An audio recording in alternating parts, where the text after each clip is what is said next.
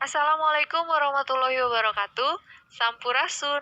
Wilujeng patepang deui sareng Ibu dina pangajaran Basa Sunda kelas 7 semester hiji. Kumaha murangkali sadayana damang? Mugi-mugi sadayana damang sareng aya dina lindungan Allah Subhanahu wa taala. Sareng hadir oge dina pembelajaran jarak jauh minggon ieu. Dina danget ieu urang medarkeun ngeunaan kakawihan. Kunaon sih Bu? Medarkeunna kakawihan, sanes materi nu sanes. Sabab kakawihan teh raket patalina sareng materi anu minggon kamari ngeunaan kaulinan barudak. Dina pangajaran kakawihan ieu aya tujuanana. Nu kahiji, hideuk tiasa ngaidentifikasi kakawihan dina kaulinan barudak. Nu kadua, hideuk tiasa nyontokeun salah saiji kakawihan dina kaulinan barudak. Tah sateu acana kana pedaran, mangga hideuk tingali heula video salah saiji kakawihan anu bade ku Ibu tayangkeun. Mangga ditingali sareng diregepkeun.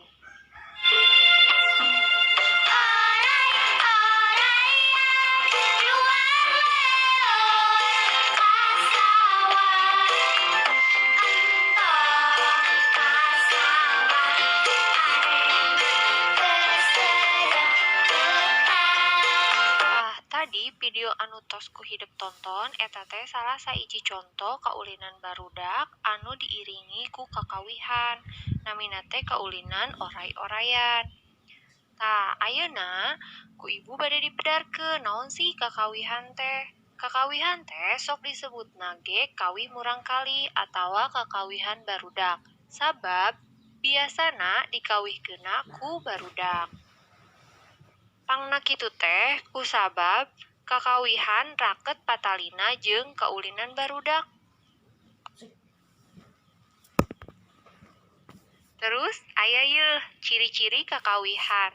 Nu kahiji, kakawihan teh karya balarea. Maksudna henteu kanyahoan saha anu ngarangna. Jadi umumna teh anonim. Nu kadua, sumebar jeung diwariskeunna sacara lisan turun timurun. Nu katilu, sifatna tradisional. Maksudna nyebarna ngan saukur dina kelompok-kelompok tangtu bae. Nu kaopatna aya varian jeung versi. Sok aya kajadian poho jeung interpolasi anu sok nimbulkeun bedana teks tapi wirahmana sarua. Nu kalimana miboga rumus jeung pola. Nu terakhirna polos jeung lugu, malah sakapeung mah jiga kasar jeung spontan. Kakawihan ge bisa diklasifikasikeun dumasar fungsina, basana, waktu ngawihkeunna, wangun teksna, eusi jeung wanguna. Dumasar kana fungsina, kakawihan teh dibagi 4. Aya anu pikeun kaulinan dibagi di 2. Nu kahijina ngamimitian kaulinan, contona hompimpah. Lamun hideuk bade ulin misalna ucing-ucingan pasti hompimpah halium gambreng heula kan. Sok sapertos kieu misalna. Hompimpah alaihum gambreng, maija make baju rombeng. Nu kaduana aya sapanjang kaulinan, contona oray-orayan. Tadi nu ku hideuk atos ditonton dina videona. Nu kadua, aya kakawihan pikeun sumanget digawe, contona ngagebahan manuk. Etana aya dina buku paket Basa Sunda kelas 7 semester hiji anu aya di hideep halaman 36. Nu katiluna kakawihan pikeun mepende. Contona neleng nengkung. Misalna hideep meureun sering mireng, upami ibu atanapi nini hideep mepende rai atanapi saderek hideep anu masih kene alit. Teras nu kaopatna aya kakawihan pikeun protes sosial, contona tongtolang nangka. Hideep ge pasti sering mireng, malahan mah meureun aya rerencangan hideep atawa hideep nyalira anu sok ngawihkeunana, misalna tong tolang nangka ka kakawihan Bapa poe Salasa teu beja-beja. Sapertos kitu meureun nya. Aya oge kakawihan anu dumasar basana. Aya anu eusina sagemblengna ngagunakeun basa Sunda, aya oge anu campur jeung basa sejena.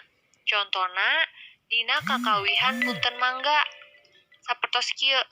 Punten mangga ari gatot gaca ari jauh Ambon ari bonteng asak ari sakit perut ari rujak asem ari sempal sempil ari film rame ari meja makan ari kan. Tah, meureun sapertos kitu. Nu saterasna kakawihan dumasar waktu ngawihkeunana. Maksudna teh aya anu sok dikawihkeunna beurang atawa peuting. Aya oge nu dikawihkeunna tiasa beurang jeung peuting.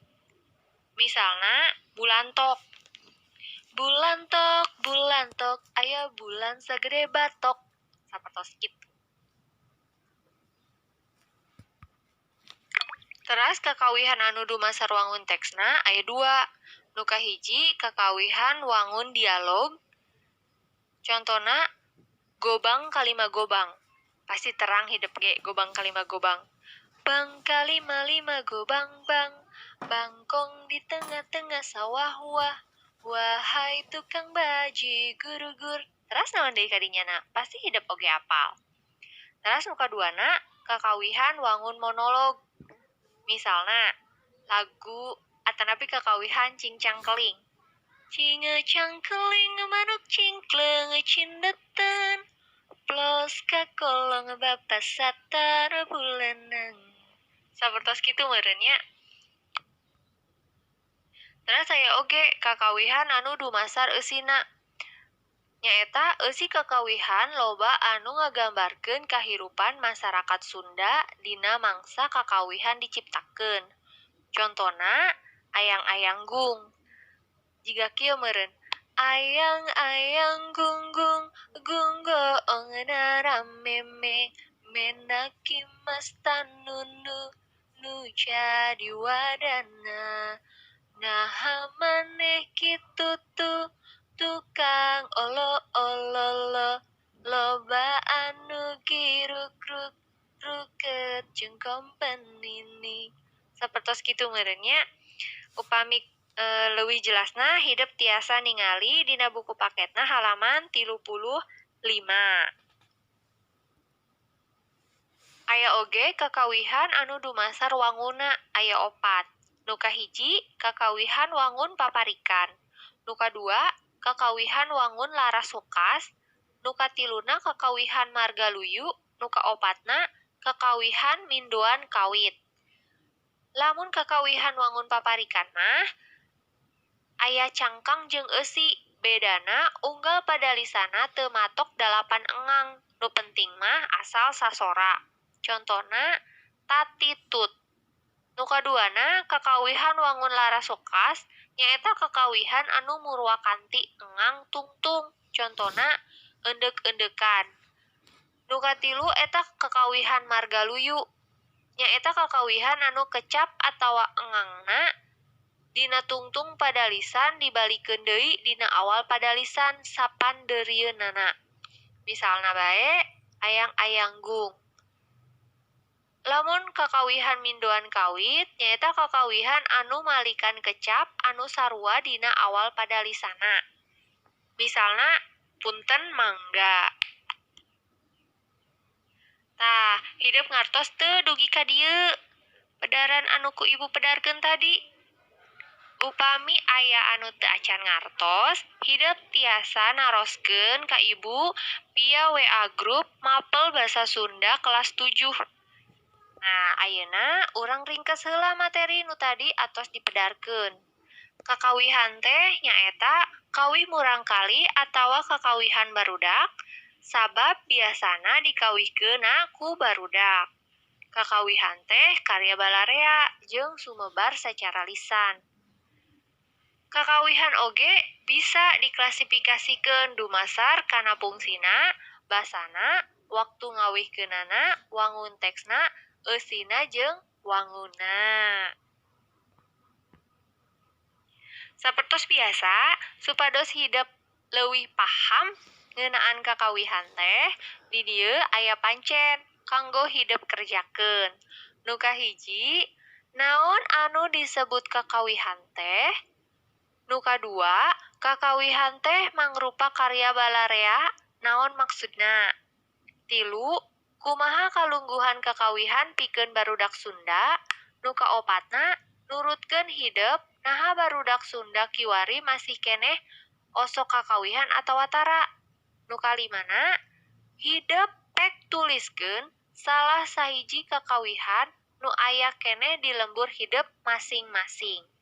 Tah, 5 pancen eta teh dikerjakeun diserat dina buku catatan bahasa Sunda hidup masing-masing. Hatur nuhun, ditutup. Wabillahi taufiq wal hidayah. Wassalamualaikum warahmatullahi wabarakatuh.